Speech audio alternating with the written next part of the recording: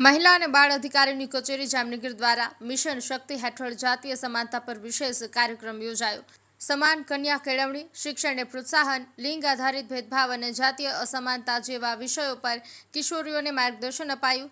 ભારત સરકારની મિશન શક્તિ યોજના હેઠળ મહિલા અને બાળ અધિકારી કચેરી જામનગર દ્વારા Sankalp district hub for empowerment of વિમેનના નેજા હેઠળ એક વિશેષ જાગૃતિ અભિયાનનું આયોજન કરવામાં આવ્યું છે।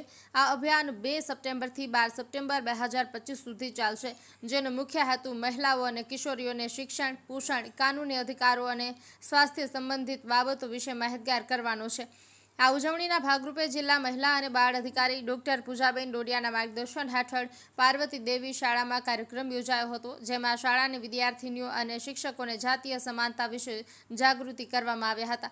કાર્યક્રમ દરમિયાન ધ્યુના ડિસ્ટ્રિક્ટ કોઓર્ડિનેટર બંસીબેન ખોડિયાર દ્વારા સમાન કન્યા કેળવણી, શિક્ષણને પ્રોત્સાહન, લિંગ આધારિત ભેદભાવ અને જાતીય અસમાનતા જેવા વિષયો પર વિસ્તૃત સમજણ આપવામાં આવી હતી। તેમણે કિશોરીઓને આ મુદ્દાઓ વિશે જાગૃત કર્યા અને તેમને પોતાના અધિકારો વિશે માહિતગાર કર્યા હતા। આ ઉપરાંત શિક્ષકો સાથે પણ પરામર્શ કરવામાં આવ્યો હતો।